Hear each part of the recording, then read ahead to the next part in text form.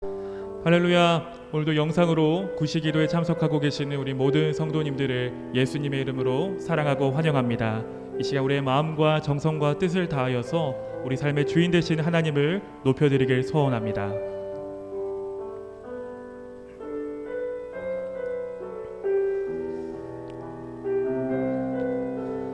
함께 우리 이 찬양 고백하시겠습니다.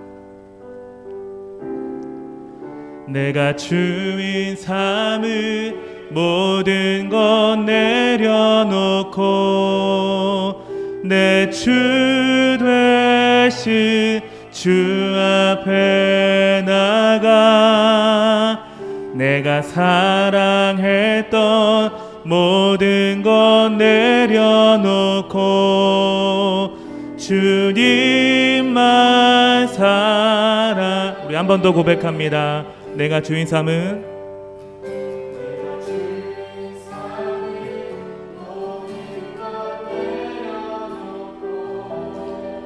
내 주 되신 주 앞에 나가 내가 사랑했던 모든 것 내려놓고 주님만 사랑해. 주 사랑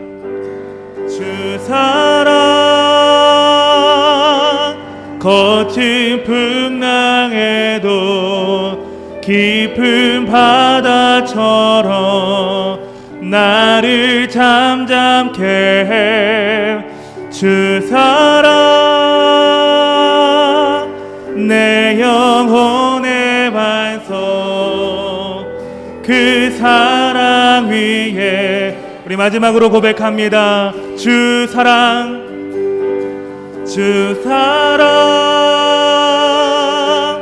거친 풍랑에도 깊은 바다처럼 나를 잠잠케 해.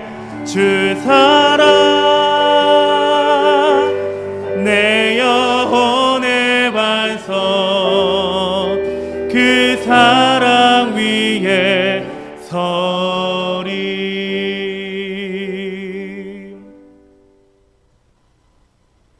베드로전서 1장 1절에서 2절 말씀.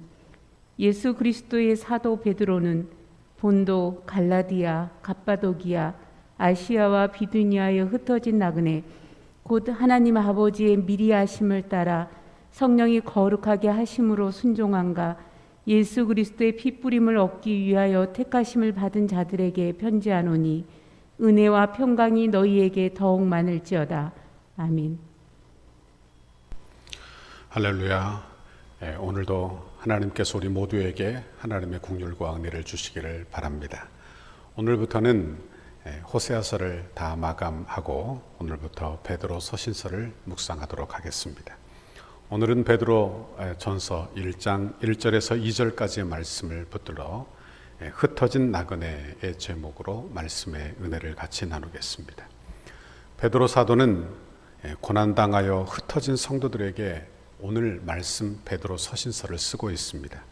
그리고 고난당하는 성도가 어떻게 고난을 이겨내야 될지에 대한 말씀을 우리에게 해주고 있습니다. 여러분, 우리에게도 여러 가지 많은 고난이 있죠. 이 고난을 저와 여러분이 이 베드로 서신서를 묵상하는 중에 이겨낼 힘과 용기를 얻는 우리 모두가 되기를 바랍니다. 오늘 본문에 보면 고난을 이겨내는 아주 중요한 원리가 첫 번째로 나오게 됩니다. 1절을 보십시오. 예수 그리스도의 사도 베드로는 본도, 갈라디아, 갑바도기아, 아시아와 비두니아에 흩어진 나그네에게 편지한다. 이렇게 쓰고 있는 것입니다. 베드로는 우리가 잘 알고 있죠. 베드로는 어부였습니다. 그는 예수님의 부름을 받아 예수님의 수제자가 된 사람이에요. 그리고 마태복음 17장에 보면 예수님과 함께 변화산에 올라가 호련히 변화된 예수님의 모습을 목도하였고, 또한 마태복음 16장에 보면 예수님을 향하여 주는 그리스도시요 살아계신 하나님의 아들이십니다. 이렇게 고백했던 믿음의 사람이기도 한 것입니다. 예수는 베드로를 칭찬하시고 그 고백 위에 교회를 세우시겠다 이렇게 약속하셨어요. 얼마나 큰 축복입니까? 베드로는 또한 물 위에 걸으시는 예수님을 보며 나도 걷게 해주십시오 할 때 예수님이 오라 하여 그는 예수님과 함께 물 위도 걸었던 용기 있는 사람이기도 한 것입니다. 그런데 예수님께서 십자가의 죽으심을 앞두고 고난을 가르치자 모든 사람은 다 주를 부인해도 자신은 결코 예수님을 부인하지 않겠노라고 맹세를 했지만 그는 예수님을 3번이나 부인한 제자가 되었습니다. 다시 말하면 그는 수제자였다가 아주 낭망하고 절망하는 자리에까지 떨어져 봤던 그런 제자가 되는 거예요. 이런 베드로를 우리 주님이 찾아오셔서 내가 나를 사랑하느냐 3번이나 물으시고 내 양을 치라, 내 양을 치라, 내 양을 치라 하며 그를 세우셨다 하는 말씀입니다.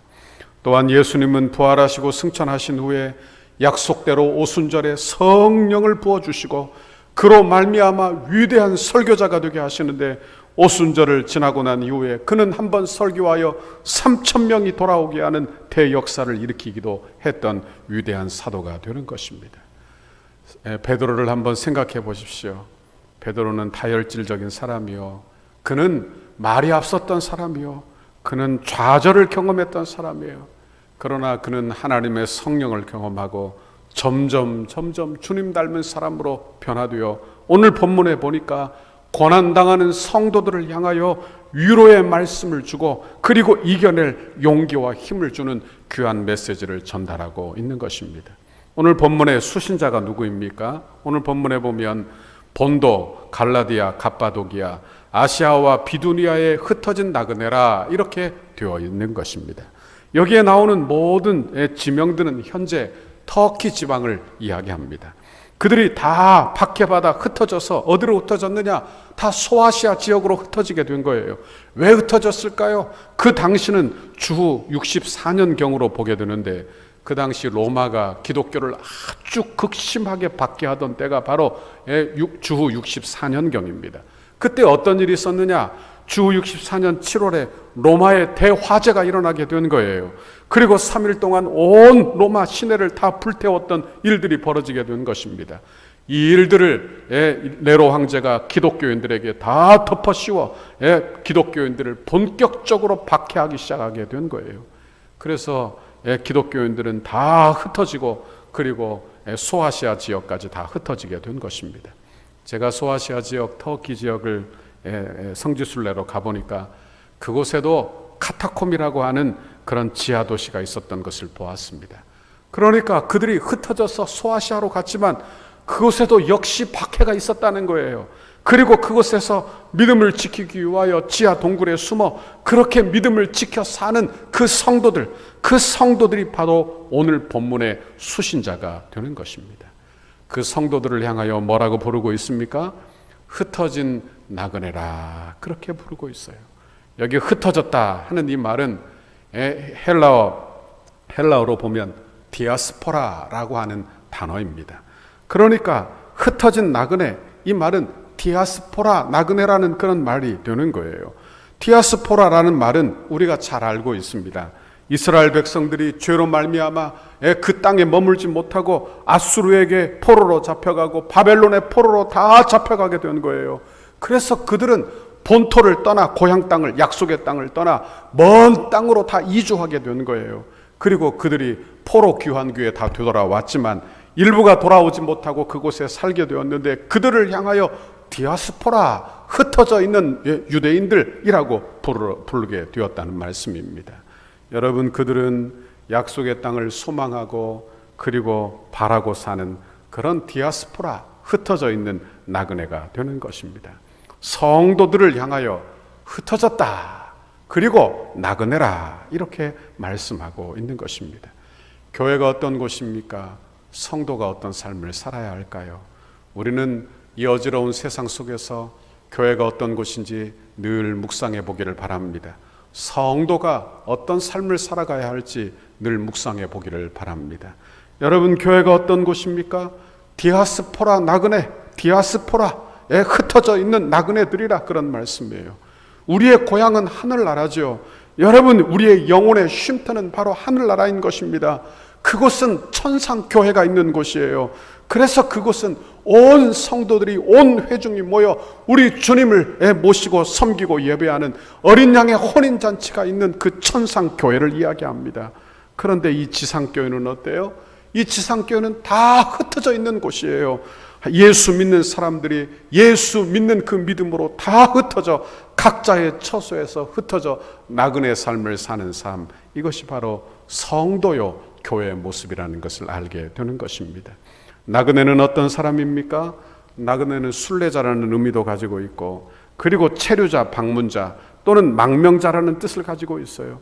그러니 잠시 머물러 있고 그곳에 영원히 거하지 않는 사람을 나그네라, 그렇게 말하는 것입니다. 우리는 나그네 그러면 무슨 방랑신, 김삿갓 이런 정도로 생각하며 그저 방랑하고 떠도는 사람들을 나그네라 생각하기 쉽지만, 오늘 본문에서 보면 이 나그네는 어떤 나그네입니까? 핍박받아 자기 고향에 살지 못하고 다 흩어져 버리는 괴로운 그런 사람의 모습을 이야기하고 있어요. 나그네, 성도는 바로 이렇게 흩어진 나그네의 모습으로 사는 줄 믿습니다. 성도는 성도의 특징이 바로 나그네적 특징이라는 말씀이에요. 이런 삶은 참 신앙을 가진 성도들이라면 다 나타나는 그런 삶의 특징이기도 한 것입니다. 히브리서 11장에 보면 믿음의 선진들에 대한 말씀이 나와요. 여기 보면 믿음의 선진들에 대한 이야기를 쭉 이야기하고 13절, 히브리서 11장 13절 14절에 보면 이렇게 그 이후에 달고 있습니다. 이 사람들은, 이 믿음의 선진들은 다 믿음을 따라 죽었으며 약속을 받지 못하였으되 그것들을 멀리서 보고 환영하며 또 땅에서는 외국인과 나그네임을 증언하였으니, 14절 그들이 이같이 말하는 것은 자기들이 본향 찾는 자임을 나타냅니다 그랬어요. 그러니까 여기 보니까 외국인과 나그네임을 증언했다, 우리말로는 증언했다 이렇게 되어 있지만 그 나그네 그리고 외국인의 삶을 받아들였다, 이렇게 볼 수 있는 것입니다. 그들이 나그네의 삶을 어떻게 받아들이고 살았느냐, 그 외국인의 삶을 왜 받아들이고 살았느냐, 그들이 이같이 말하는 것은 자기들이 본향 찾는 자, 자기의 본향, 고향이 따로 있는 자임을 나타내려 함이라, 이렇게 말씀하고 있는 것입니다. 여러분, 우리는 이 땅이 전부가 아니며 영원한 하나님의 나라 본향이 있음을 아는 자인 줄 믿습니다. 제가 미국에서 유학할 때 기억이 납니다. 그때 막 결혼하고 미국에 들어갔는데 4년 동안 사는 동안에 저희는 신혼 부부였음에도 불구하고 가구를 단 한 번도 산 적이 없어요. 그러니까 남이 쓰던 거 식탁도 얻어쓰고, 그리고 의자도 얻어쓰고, 그리고 침대도 얻어쓰고. 왜 물건을 사지 않았을까요? 이유는 분명하죠. 왜 그 이유가 뭐겠습니까? 그렇습니다. 저는 유학생이고 곧 돌아갈 사람으로 여겼기 때문에 물건을 사고 그곳에 정착하지 않았더라, 그런 말씀입니다. 저는 이 말씀을 묵상하면서 고난당하는 성도들이 어떤 성도의 삶의 자세를 살아가야 할지 우리는 묵상하게 됩니다. 저도 이 말씀을 묵상하며 그래, 나는 이 땅의 나그네지, 그리고 이 땅에 흩어져 있는 나그네지 생각하게 되는 거예요. 교회가 이 땅에 어떤 존재로 있어야 하는가, 교회가 어떤 존재가 되어야 하는지 우리는 묵상하게 되는 것입니다. 교회가 큰 권력을 가지고 이 세상의 정권을 휘두르는 그런 모습이라기보다는 어찌 보면 다 흩어져서 힘이 없는 연약한 나그네의 모습, 그래서 고난 당하면 당할수록 이 땅의 소망을 버리고 영원한 천국 복음을 붙드는 그런 모습, 이것이 바로 교회의 본질적인 모습이 아니냐, 그런 말씀입니다. 여러분, 원하기는 저와 여러분이 고난 당할 때 예수 그리스도의 복음을 붙들어 영원한 천국을 붙드는 저와 여러분의 신앙생활이 다 될 수 있기를 바랍니다. 성도가 고난 당할 때 붙들어야 될 복음이 뭘까요? 그것은 복음의 결국인 천국 복음이에요. 복음의 결국, 우리가 예수 믿어 구원받아 죄사함을 얻어요. 그러면 그 죄사함의 결국이 뭡니까? 나를 하나님의 자녀 삼고 천국 백성 삼는 것이 아니겠어요? 그러니까 그 천국 복음이 우리의 믿음의 결국이 되는 것입니다. 이 천국 복음이 우리에게 선명하면 선명할수록 우리는 이 땅에서 나그네 삶을 살게 되는 것입니다. 원하기는 저와 여러분에게 우리가 가야 될 영원한 천국이 날로 날로 선명하게 보이는 저와 여러분의 신앙생활이 될 수 있기를 바랍니다. 그리고 이 땅에서 우리가 나그네 인생을 사는 거예요. 나그네는 잠시 힘들게 살아도 괜찮습니다. 조금 실패해도 괜찮습니다. 나그네의 삶은 조금 불편해도 괜찮은 거예요. 왜? 우리는 영원한 천국 하나님 본향, 그 천국 본향을 사모하는 자이기 때문에 그런 것입니다. 제가 천국 본향을 사모한다고 해서 현실 도피한다고 생각하지 마시기를 바랍니다. 왜? 현실 도피는 천국 복음 신앙이 아니에요. 나그네 신앙은 현실 도피 신앙이 아니라는 말씀입니다.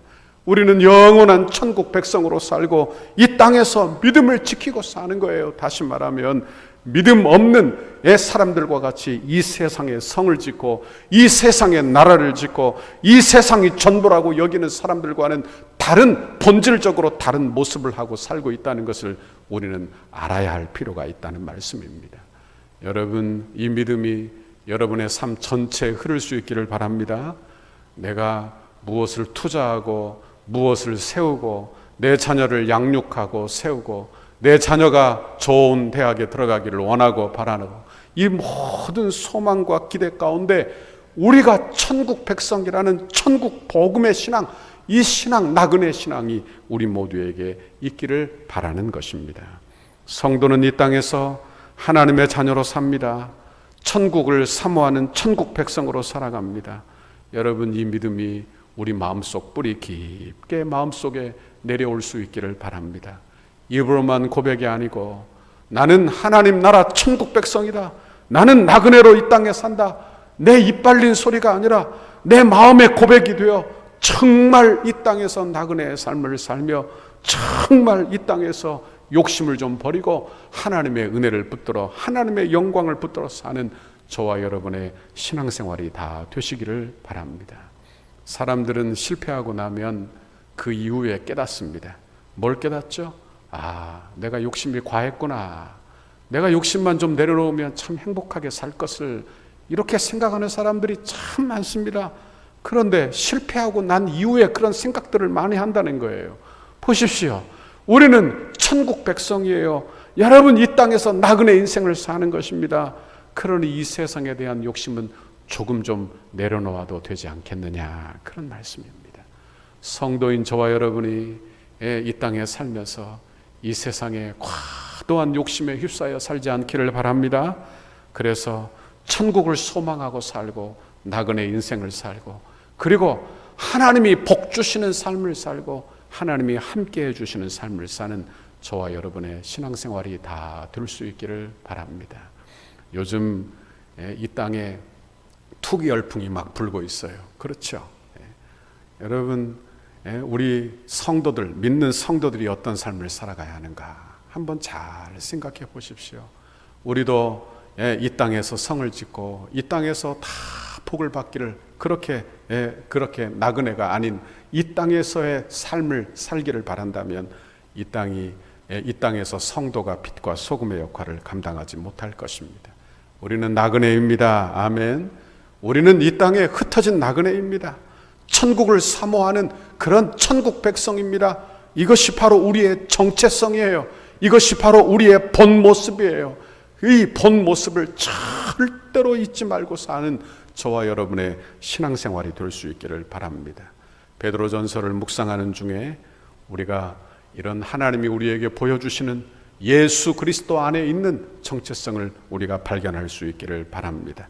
그래서 이 땅에서 하늘 영광 위에 살고 하늘 소망 붙들어 살고, 그래서 흩어진 나그네로서의 삶을 사는 저와 여러분의 이번 한 주간이 되시기를 바랍니다. 이제 저희가 베드로 전서를 쭉 묵상하게 될 텐데 말씀을 사모하고 그리고 특별히 또 저를 위해서 기도해 주시기를 바랍니다. 그래서 이 말씀 잘 묵상하여 저도 은혜 받고 여러분도 은혜 받고 우리 온 교회가 고난 중에 있는 이 성도들이 이 상황 속에서 하나님의 은혜가 우리 모두에게 임하기를 바랍니다. 원하기는 이런 귀한 은혜가 여러분에게 임하여 내일 하루도 복된 성도의 삶을 사시기를 주님의 이름으로 축원합니다. 같이 기도하겠습니다. 하나님 아버지, 고맙고 감사합니다. 연약한 저희들, 늘 눈에 보이는 것이 전부라고 그렇게 여기며 내 눈에 보이는 것이 없다고 실망하고 좌절하고, 그리고 내 손에 준 것이 없다고 늘 절망하고 실망하고 원망하는 저희들을 찾아오셔서 너희는 흩어진 나그네라고 우리에게 말씀하시며 성도의 본 모습을 우리에게 보여주시오니 감사합니다. 하나님, 이 땅에서 흩어진 나그네로 살며 주의 복음을 붙들어 살며 천국 복음을 붙들어 살며 하나님, 내려놓을 것을 내려놓게 하시고 내 안에 있는 과도한 욕심들을 내려놓게 인도하여 주시고, 아버지, 포기할 것을 포기하며 내려놓을 것을 내려놓으며 꼭 붙잡아야 될 복음의 진리의 말씀을 붙드는 우리 덕소교회 성도들이 다 되도록 인도하여 주옵소서. 하나님, 우리 덕소교회가 아버지, 우리 성도들이 이 말씀을 묵상하는 중에 하나님의 큰 은혜가 임하게 인도하여 주시고, 아버지, 기도하는 중에 말씀 받아 그 말씀을 붙들어 기도의 제목 삼아 간구하고 기도하여 응답받고 축복받는 믿음의 시간들이 되도록 인도해 주옵소서. 예수님 이름으로 기도하옵나이다. 아멘. 하늘에 계신 우리 아버지여, 이름이 거룩히 여김을 받으시오며 나라의 임하옵시며 뜻이 하늘에서 이룬 것 같이 땅에서도 이루어지이다. 오늘날 우리에게 일용할 양식을 주옵시고 우리가 우리에게 죄 지은 자를 사하여 준 것 같이 우리 죄를 사하여 주옵시고 우리를 시험에 들게 하지 마옵시고 다만 악에서 구하옵소서. 대개 나라와 권세와 영광이 아버지께 영원히 있사옵나이다. 아멘. 우리 교회를 향한 주님의 뜻을 이루소서. 다 같이 성전 건축을 위해서 한 마음을 한 뜻으로 하나님 앞에 기도하도록 하겠습니다. 백대 기도문 책자 11쪽에 해당하는 화요일 거룩한 헌신을 위하여 우리 다 같이 읽으면서 하나님 앞에 기도합니다. 성령의 하나 되게 하신 것을 힘써 지켜 더욱 견고한 공동체로 결속되게 하옵소서. 모든 성도가 세상 욕심을 내려놓고 천국을 소망하는 한 단계 더 높은 경지의 믿음을 갖게 하옵소서. 주의 거룩한 비전과 소명을 위해 한 번뿐인 인생을 사용하게 하시고 건축이 부담이 아닌 축복임을 깨달아 기대하는 마음으로 새로운 은혜 땅에서 누리게 될 영광을 소망하게 하옵소서. 모든 성도가 기도의 용사로 강력한 영적 군사로 무장되게 하옵소서. 성도들의 헌신이 다음 세대를 위한 위대한 씨앗과 영적 자양분이 되게 하시고 기쁨으로 헌신하는 성도들의 삶에 하늘의 신령한 복과 땅에 기름진 복을 주옵소서. 건축의 과정을 통해 영적 대부흥을 경험하게 하시고 성전 건축에 참여하는 성도들의 개인과 자녀와 가정, 사업장에 물질과 지혜를 한없이 부으시고 기도로 성전을 짓게 하옵소서. 성전 건축의 모든 과정을 통해 온 성도들이 가슴 깊이 교회를 사랑하고 간절한 마음으로 새해를 기대하며 꿈꾸게 하시고 시대와 민족과 교회 앞에서 하나님의 주신 사명임을 깨달아 영아부에서 장년부까지 온 교회가 한 마음으로 달려가게 하옵소서. 건축이 진행되는 동안 온 교회가 믿음의 튼튼한 공동체로 결속되게 하시고 한 마음으로 성전 건축에 참여하며 주님의 한 몸으로 일하게 하옵소서. 성도들이 건축을 통하여 믿음의 그릇이 더욱 커지게 하시고 새로운 공간에서 펼쳐질 주님의 비전을 넉넉히 감당하게 하옵소서. 성도들이 기쁨으로 헌신하여 덕소를 살리는 생명의 도화선이 되게 하옵소서. 한 영혼도 소외됨이 없이 믿음 안에서 기적의 역사를 이루는 통로로 쓰임받게 하옵소서. 건축의 내용을 이해하고 모두가 적극 동참하여 건축 홍보자가 되게 하소서. 건축을 통하여 선대의 고결한 믿음의 유산을 계승하도록 은혜를 주옵소서. 덕소교회의 모든 가정이 믿음의 주여 또 온전하게 하시는 예수를 바라보는 가정이 되게 하시고 부모를 공경하고 부모의 신앙인 자녀들이 배워서 믿음의 명문 가정을 이루게 하옵소서. 예수 그리스도의 이름으로 기도합니다. 아멘.